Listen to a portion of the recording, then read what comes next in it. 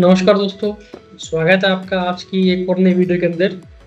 आज हमने जो टॉपिक लिया है बहुत ही महत्वपूर्ण, बहुत ही ज़रूरी टॉपिक है और मुझे लगता है कि काफ़ी लोगों के मन में ये सवाल आता होगा कि क्या म्यूचुअल फंड के अंदर हम कुछ ऐसी स्ट्रेटजी इम्प्लीमेंट कर सकते हैं क्या, जहाँ पे हमारा रिस्क जो भी है बिल्कुल ज़ीरो हो जाए या ना के बराबर रहे। तो जी हाँ दोस्तों, ऐसा है हमारे पास। आज हम इस वीडियो में यही बात करने वाले हैं कि आप कैसे म्यूचुअल फंड्स के अंदर आपका जो भी रिस्क है उसे एकदम मिनिमाइज कर सकते हैं, ना के बराबर कर सकते हैं विदाउट एनी एफर्ट्स। तो वीडियो क्या होने वाला है, क्या चीज़ रहने वाली है, अगर हम म्यूचुअल फंड में रिस्क कम करेंगे तो कैसे करेंगे, क्योंकि रिस्क के नाम पे तो लोग भागते हैं। क्योंकि जैसे कि म्यूचुअल फंड बोला ही जाता है कि mutual funds are subject to market risk, तो बहुत लोग वही ऐड की जो डिस्क्लेमर लाइन आती है ना, वो छोड़ के भाग जाते हैं, डर के भाग जाते हैं। उनको लगता है यार ये तो भयंकर चीज़ है, यहाँ पैसा बनने वाला है नहीं, तो हम पैसा कहीं और लगाएंगे, इस चीज़ में पैसा नहीं लगाएंगे क्योंकि यहाँ पैसा बनने वाला नहीं है। उनको यही चीज़ लगती है। तो सर, अगर मैंने पहले भी वीडियोस में बोला है, मैं आज भी बोलूँगा, रिस्क की डेफिनेशन कभी भी ये नहीं होती है कि आपको नुकसान हुआ है। रिस्क की डेफिनेशन हमेशा यही रही है, स्ट्रैटेजी ये रही है कि अनसर्टेनिटी है, कुछ कंफर्म नहीं है क्या होगा क्या नहीं होगा। हो सकता है कि मार्केट ऊपर जाएगा नीचे जाएगा, तो वो हो सकता है अनसर्टेनिटी। रिस्क का मतलब कभी भी नुकसान या लॉस नहीं होता है। अब हो सकता है कि मान लीजिए आपने पैसा डाला और पैसा मार्केट नीचे आ गया है उस टाइम पे, और आप पैसा चाहिए, और अगर आप उस टाइम पे पैसा निकाल लेंगे तो आपका नुकसान हो जाएगा। और अगर आपने उस टाइम पे पैसा नहीं निकाला तो और आपने वेट कर दिया, तब तो नुकसान ही नहीं है ना, तब तो मार्केट रिकवर कर जाएगा, तो आपका नुकसान खत्म हो गया। तो हमेशा मार्केट सेंटीमेंट्स पे चलता है। और अगर आपने अपनी जो इन्वेस्टमेंट्स हैं किसी गोल के साथ भी प्लान नहीं करी है, बस आप जस्ट रैंडम इन्वेस्टमेंट किए जा रहे हैं बिना कोई लक्ष्य के, तो आप कहीं भी नहीं पहुंच पाएंगे। अगर आप ऑफिस जाते हैं या कहीं भी जाते हैं तो आपको पता होता है कि मुझे कहाँ जाना है, कितने बजे जाना है, कौन सा रूट लेना है और उस रूट पे क्या समस्याएं आ सकती हैं, तो आप हो सकता है प्रोटेक्ट करके चलते हैं। अगर आप बाइक से जा रहे हैं तो हो सकता है आपको लग रहा है बादल होंगे या बारिश होगी, तो मैं इस जगह पर रुक जाऊंगा थोड़ी देर के लिए। अगर आप कैब से जा रहे हैं तो हो सकता है, गाड़ी से जा रहे हैं तो हो सकता है कि आप चलते जाएंगे, कोई दिक्कत नहीं आएगी। तो सेम चीज़ इन्वेस्टमेंट में भी इम्प्लीमेंट होती है। लेकिन इन्वेस्टमेंट में हम क्या करते हैं, बस SIP चल रही है, चले जा रही है, कुछ नहीं पता कहाँ जाना है कहाँ नहीं जाना, तो वहां जाके रिस्क की दिक्कत आती है। और वहां जाके जब मार्केट टूटता है ना, तो वहां जाके आपको दिक्कत आती है क्योंकि मार्केट टूट गया। तो मैं तो आपको सिर्फ यही करूंगा, आप जब भी पैसा डालते हैं किसी पर्पज के लिए डालिए। आप बहुत लोग बोलेंगे यार पर्पज ही नहीं है। अरे पर्पज क्यों नहीं है सर? आप बोल रहे मुझे कल 10 करोड़ रुपए चाहिए, 5 करोड़ रुपए चाहिए, उसके लिए इन्वेस्टमेंट करूँ। अब बहुत लोग बोलते हैं कि यार बहुत लोग होते हैं कि जो हर 5 साल में 3 साल में गाड़ी चेंज करते हैं। आप गाड़ी के लिए इन्वेस्टमेंट करो, आप घर को रेनोवेट के लिए इन्वेस्टमेंट करो, तो बच्चे की एजुकेशन के लिए करो, खुद की एजुकेशन के लिए करो, बिजनेस एक्सपेंशन के लिए करो। मल्टीपल गोल्स है सर, अब सोचो सही, हम सोचते ही नहीं है। मेरे किसी दोस्त ने बोल दिया, न्यूज़ वाले ने बोल दिया, मेरे ऑफिस के कलीग ने बोल दिया, अरे ये फंड अच्छा है, अरे स्टॉक्स अच्छा है, पैसा लगा दें। सर, सेबी की रिपोर्ट कहती है कि 90% लोग पैसा गंवाते हैं। क्या आप 90% में हैं या 10% वाले में हैं जो पैसा कमाते हैं, ये आपको देखना है। मैं ऐसे यहाँ से देख के नहीं बता सकता, मैं अंतर्यामी नहीं हूँ, वो तो आपको देखना पड़ेगा। अब देखोगे कैसे? डीमेट अकाउंट की होल्डिंग निकालो, रिपोर्ट्स आती है, रिपोर्ट्स देखो, कैपिटल गेन देखो अपने कितना आ दिया है, कहीं आप कैपिटल लॉस के अंदर तो नहीं हो, तो सब चीज़ें देखो, आपको अपने पता लग जाएगा। तो और बैक टू टॉपिक के ऊपर आते हैं, हम भटक गए थे तो टॉपिक से वापस आते हैं। तो हमने क्या किया है इस पर्टिकुलर सेशंस के अंदर, या जो मैं स्टडी करने वाला हूँ। फॉर एग्जांपल, कोई पर्सन है, उसने अपना पैसा, मान लें एग्जांपल में 20 लाख रुपए का अमाउंट लिया है। आपके केस में 2 लाख हो सकता है, 20 लाख हो सकता है, 20 करोड़ हो सकता है। कंसेप्ट सेम रहेगा, बस वैल्यू, जो भी वैल्यू होगी उसमें डिफरेंस आ जाएगा।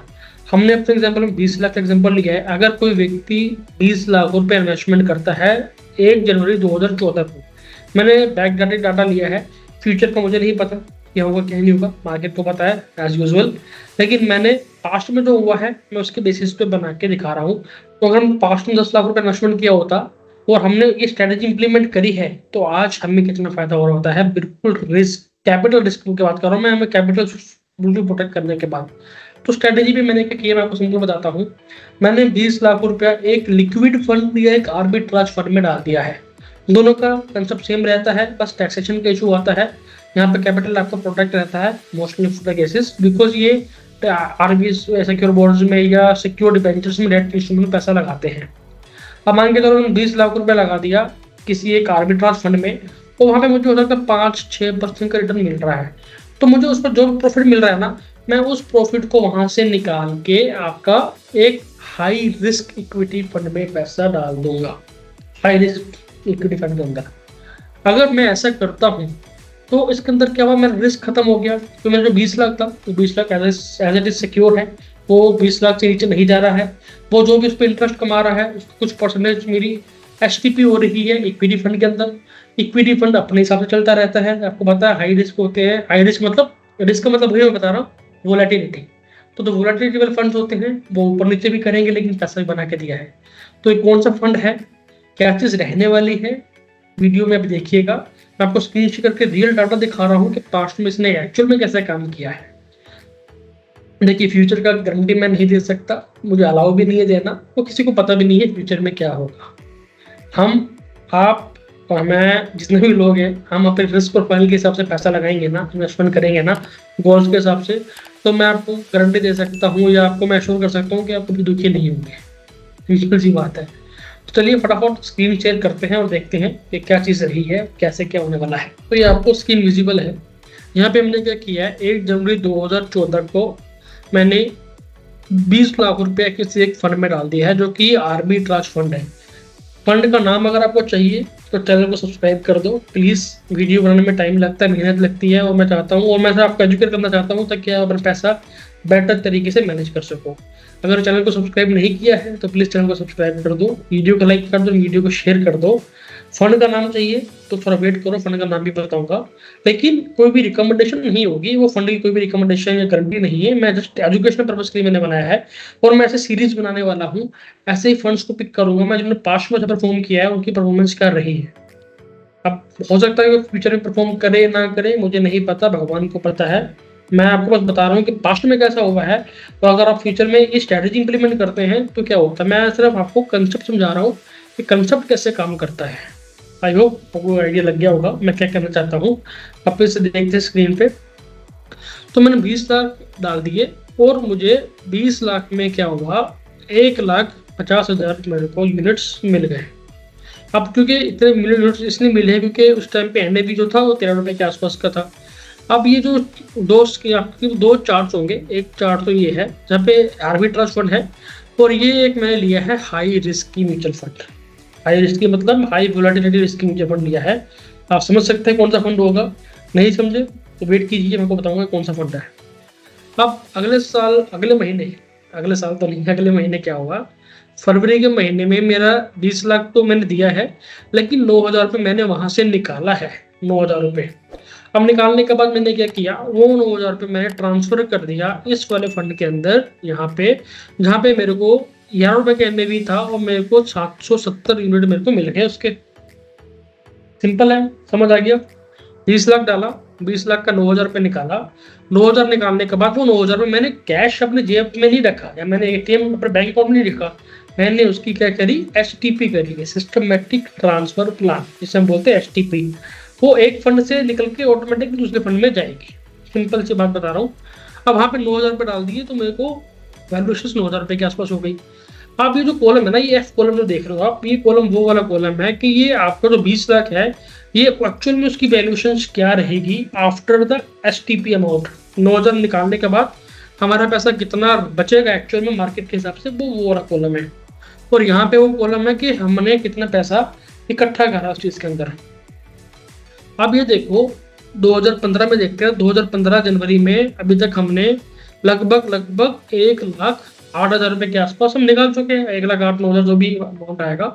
और यहाँ पे मैंने लगभग 1,53,000 जमा कर दिया है, जबकि मैंने निकाला कितना है एक्चुअल अमाउंट अगर देखें तो 1,08,000 रुपया। और लेकिन मेरी वैल्यूएशन कितनी हो गई है उस टाइम पे, 1,53,000 रुपये, क्योंकि जो मैंने रिस्की फंड में या high volatility pure equity fund में डाला था उसमें पैसा बना है। मैं बार बार रिस्की बोल रहा हूँ क्योंकि मेरे मन में वो चीज़ जुबान पे आ गई है कि रिस्की का मतलब नुकसान नहीं होता, सिंपल सी बात बोल रहा हूँ मैं। मतलब मैंने प्योर इक्विटी फंड में डाला है, प्योर इक्विटी फंड में। अब थोड़ा आगे चलते हैं। अब देखिए 2017 में क्या हुआ, जनवरी में मैं अभी तक अपने पैसे से लगभग 3,26,24,000 रुपये निकाल चुका हूँ। और यहाँ पे मेरा लगभग 4 लाख रुपए अलग से बन गया है। आप लेकिन ये देखिए, जो मेरा 20 लाख था, अभी एक कॉलम देखिए, मेरा 20 लाख अभी भी 21 लाख हो गया है। मैंने 3.5 लाख निकाल दिए, फिर भी मेरे पास अभी 21 लाख बचा हुआ है। एक्चुअल 20 लाख का 21 लाख हो गया, यहाँ भी मैंने प्रॉफिट कमाया है। प्लस जो यहाँ पे देखो 4.5 लाख मैंने अलग से इक्विटी फंड में भी कमा लिया, वहाँ भी प्रॉफिट हो गया।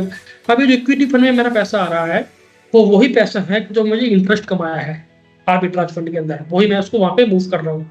अलग से कोई भी पैसा, नया पैसा नहीं डाला है मैंने, वही पैसा मैं मूव कर रहा हूँ।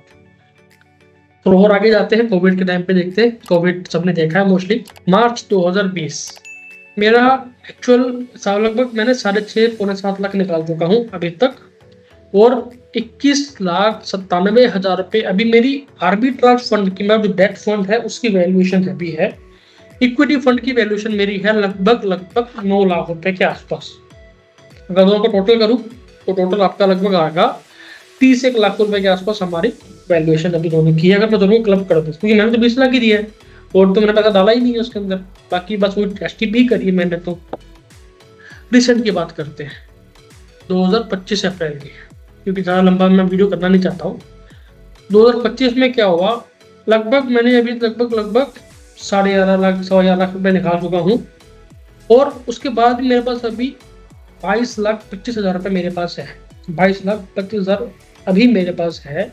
और लेकिन इक्विटी फंड के अंदर मैंने कितना पैसा जमा कर दिया है, मैंने पैसा जमा किया है 45,23,000 रुपये के आसपास। 9,000 से स्टार्ट किया था, अभी भी 9,000 रुपये ही है। 21 लाख 22 लाख मेरा एक डेट फंड के अंदर है, 45 लाख मेरा वहां पे है। टोटल कितना फायदा हुआ, टोटल पैसा हो गया लगभग 67.50, लगभग आप कह सकते हो 68 लाख रुपया मैंने कमाया है।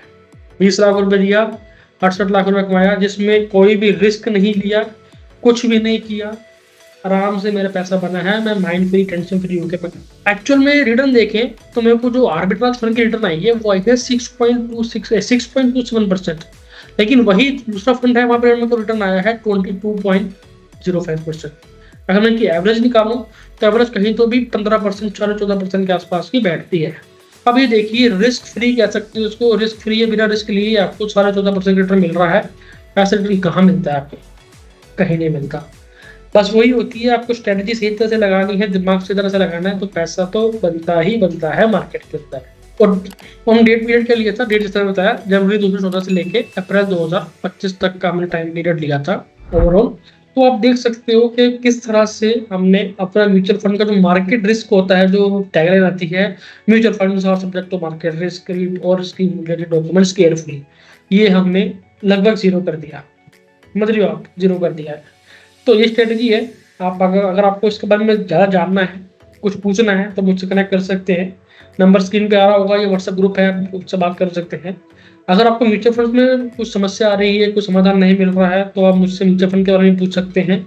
मैं म्यूचुअल फंड डिस्ट्रीब्यूटर हूँ, मैं QPSP भी हूँ, मैं CFDP भी हूँ, तो मैं हेल्प कर सकता हूँ कि आपके म्यूचुअल फंड्स में कुछ भी आपको हेल्प चाहिए। हम कोई चार्ज नहीं लेते किसी से, फ्री ऑफ कॉस्ट हमारा रहता है। और हमारा पर्पस ये रहता है कि आपको जितना पैसा चाहिए उतना पैसा आपको मिलना चाहिए, चाहे वो 50 लाख है, 50 करोड़ है या 500 करोड़ है, डिपेंड, मतलब मैटर नहीं करता है। मैटर ये करता है कि आपको कितना पैसा चाहिए, दैट्स द मेन मैटर। तो अगर आपको वीडियो अभी तक अच्छी लगी है, इंफॉर्मेटिव लगी है, कुछ नया सीखने को मिला है, तो वीडियो को लाइक प्लीज करना। मेहनत लगती है, हार्ड वर्क लगता है। चैनल को प्लीज सब्सक्राइब कर देना, प्लीज सब्सक्राइब कर देना।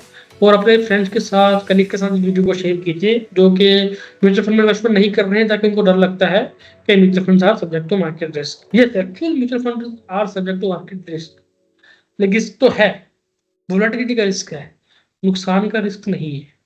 लॉन्ग में समय के लिए आओगे, पैसा कमा के ही जाओगे। So thank you so much, मिलते हैं नेक्स्ट वीडियो में, तब तक के लिए गुड बाय, टेक केयर।